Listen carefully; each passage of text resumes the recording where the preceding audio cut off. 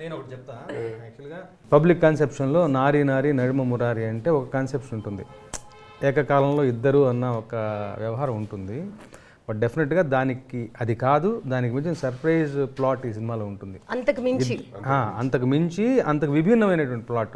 నారి నారి ఇద్దరు ఆడవాళ్ళ మధ్యలో హీరో నలిగిపోతారే కానీ బట్ ఏ కారణం కోసం నలిగిపోతారు అన్నది డెఫినెట్ అందరూ అనుకునే ఇద్దరి మధ్య ఇది కాదు. ఇది ఒక సెపరేట్ సెటప్, సెపరేట్ ప్లాట్. ఇది అది సినిమా చూస్తే మీకు తెలుసు, కొత్త కాన్సెప్ట్ ఇది. అంటే జీవితం ఇంత విచిత్రంగా మహానుభావుల్లో మళ్ళీ కొత్త కాన్సెప్ట్ అంటారు కదా, అలా ఇది ఒక కొత్త కాన్సెప్ట్.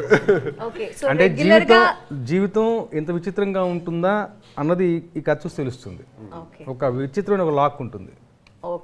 బట్ ఇద్దరు ఆడవాళ్ళ మధ్య కాబట్టి that way also it is app title నారి నారి నడుమ మురారి. మీరు ఎలా మేనేజ్ చేశారండి మూవీలో ఇద్దరు హీరోయిన్స్ తో? నేను మేనేజ్ చేయటం కన్నా డైరెక్టర్ మేనేజ్ చేయడం ప్రాబ్లం.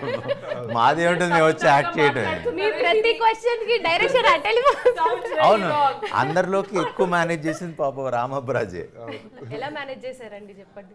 నేను మేనేజ్ ఏం చేయలేదండి, కొంచెం ఏదో అలా మొత్తానికి అందరినీ కలుపుకుంటూ ముఖ్యంగా సంయుక్త గారితో చేయడం అంటే అది అసలు మామూలు విషయం కాదు. ఆవిడ అందరికీ తెలుసు మీరు ఎంత పెద్ద పెద్ద సినిమాలు చేశారు ఆవిడ.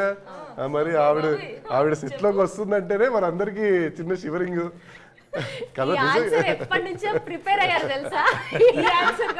ఇంకోటి చెప్పా, డైరెక్టర్ గురించి ఏమడిగితే ఆయనతో వర్క్ చేయడం అంటే అది ఒక స్పెషల్ ఎక్స్పీరియన్స్ అని ప్రతి ఇంటర్వ్యూలో ఇలా గొప్పగా చెప్పాలి, మాట్లాడాలి అనేది ఆయన చెప్పారు. అసలు మేము డైరెక్ట్ గా మీరు అడగకముందే డైరెక్ట్ చేసేస్తున్నారా? మూవీతో ఆపేయచ్చు కదా.